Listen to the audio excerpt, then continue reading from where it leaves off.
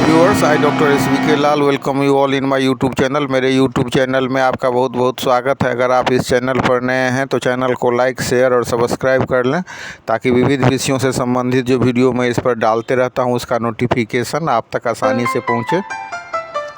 आज हम आपके लिए लेकर के आए हैं करंट इलेक्ट्रिसिटी का टॉपिक ओम्स लॉ, और उसके साथ साथ हम चर्चा करेंगे रेजिस्टेंस का, कंडक्टिविटी का, रेसिस्टिविटी का। तो आइए शुरू करते हैं। सबसे पहले हम जानते हैं कि ओम्स लॉ क्या है। तो 1826 ईस्वी में जर्मनी के एक वैज्ञानिक थे जिनका नाम था जॉर्ज साइमन ओम। तो सर जॉर्ज साइमन ओम ने एक नियम दिया। उन्होंने अध्ययन किया कि चालक जो कोई कंडक्टर होता है तो कंडक्टर के पर जो हम पोटेंशियल डिफरेंस लगाते हैं, तो पोटेंशियल डिफरेंस क्रिएट करने से क्या होता है कि उससे जब विद्युत धारा प्रवाहित होती है तो पोटेंशियल डिफरेंस और करंट के बीच में क्या रिलेशनशिप होता है, उसी का अध्ययन उनके द्वारा किया गया। और इस परिप्रेक्ष्य में उन्होंने जो नियम दिया उसी को हम बोलते हैं ओम्स लॉ।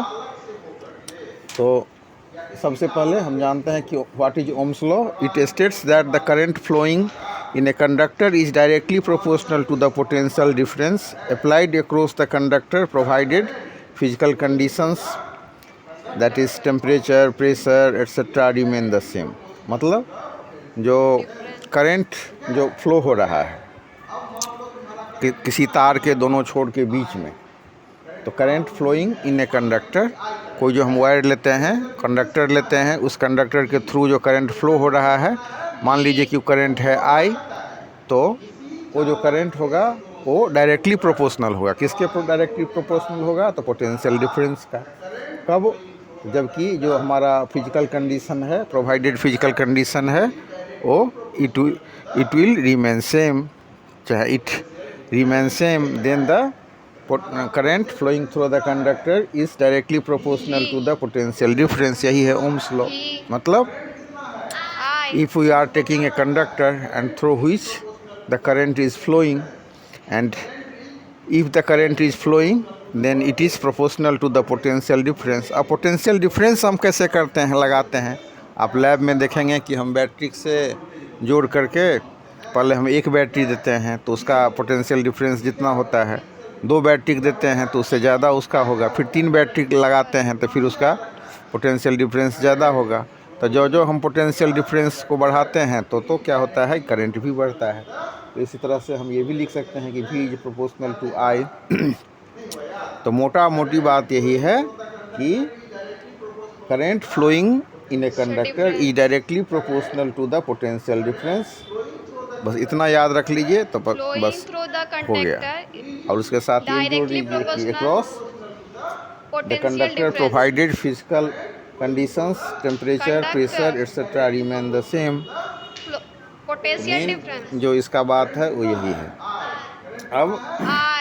अब इसको हम मैथमेटिकली देखिए, फिजिक्स में जो भी चीज़ हम पढ़ते हैं तो उसको हम क्या करते हैं, उसको हम मैथमेटिकली एक्सप्रेस करते हैं। तो सबसे पहले ये हो गया ओम्स लॉ। क्या है कि Ohm's law states that the current I flowing through a conductor is directly proportional to the potential difference V across the end of the conductor provided physical condition of the conductor such as temperature, mechanical strain etc. are kept constant। या इसी को हम संक्षेप में कहें तो हम कह सकते हैं कि provided physical condition, that is temperature, pressure etc. remain the same। अब जो कंडक्टर है उसके थ्रू कितना माने करंट फ्लो हो रहा है, मान लीजिए कि करंट I फ्लो हो रहा है। Suppose that we are taking the conductor and through which the current I is flowing। the current I जो फ्लो हो रहा है वो किसके प्रोपोर्शनल होगा, पोटेंशियल डिफरेंस का। और पोटेंशियल डिफरेंस को हम कैसे एक्सप्रेस करते हैं, V से। तो हम लिख सकते हैं I is proportional to V, या हम ये भी लिख सकते हैं कि V is proportional to I। मतलब I जो है डायरेक्टली प्रोपोर्शनल टू V होगा, या V is proportional to I होगा।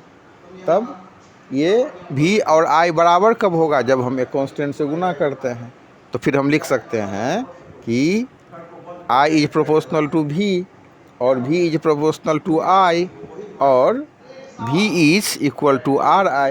एक कांस्टेंट R लिए जिससे गुना किए तो ये बराबर हो गया। अब जो हमारा इक्वेशन बना V बराबर आर आई, तो इसको मान लीजिए इक्वेशन 1।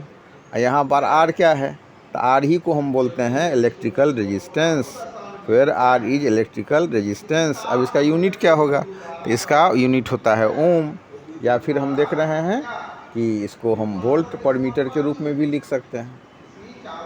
तो यही हो गया हमारा ओम्स लॉ। अब ओम्स लॉ में जो हम देख रहे हैं कि इसका जो ग्राफ प्लॉट करते हैं, तो ग्राफ एक स्ट्रेट लाइन होता है।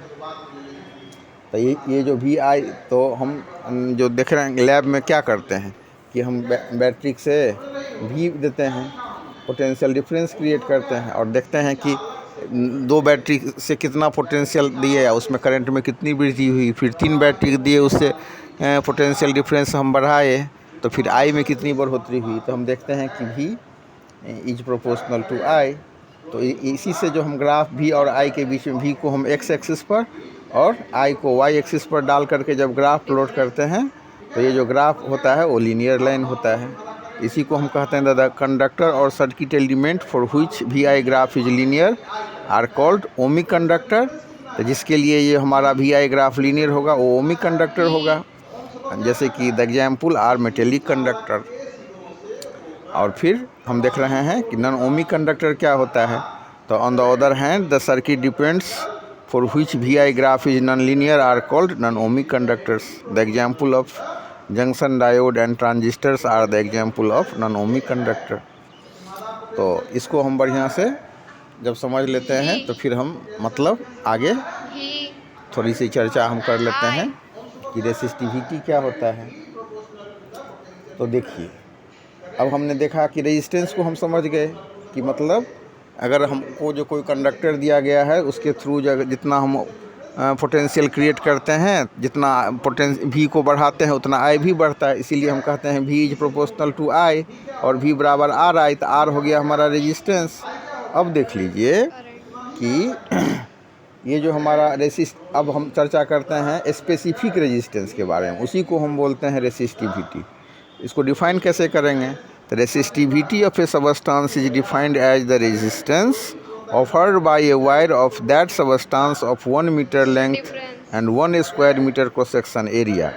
Resistivity depends only on the material and is independent of dimension at a given temperature. Potential difference. उसके बाद तो इसको थोड़ा सा हम और समझा लेते हैं कि अगर हम रेजिस्टेंस की बात करते हैं तो हम क्या देखते हैं, जब कभी हम मतलब रेजिस्टेंस का अध्ययन करते हैं तो देखते हैं कि resistance of a conductor depends upon the length. मतलब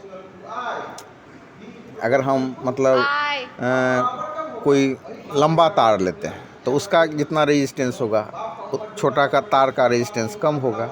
तो इसी को हम कहते हैं कि doubling the length of conductor double the resistance, doubles the resistance. Therefore the resistance R of a conductor is directly proportional to its length.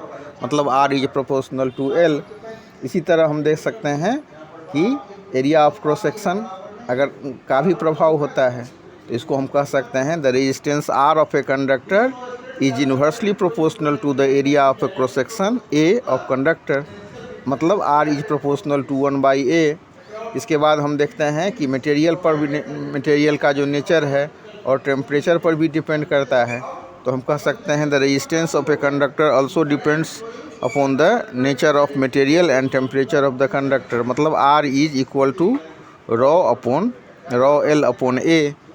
मतलब R is proportional to, अगर एक इक्वेशन बना हमारा R is proportional to L, दूसरा equation बना R is proportional to 1/A, और दोनों को मिला देते हैं तो हो जाएगा R is proportional to L/A। और इस तरह अगर जब एक कांस्टेंट होता है रो जिससे हम गुना करते हैं तो होता है इक्वेशन दोनों बराबर हो जाता है, यानी कि R is equal to rho L upon A। तो यहाँ रॉ जो हो गया यही हो गया स्पेसिफिक रेजिस्टेंस या इलेक्ट्रिकल रेसिस्टिविटी। इस तरह से हम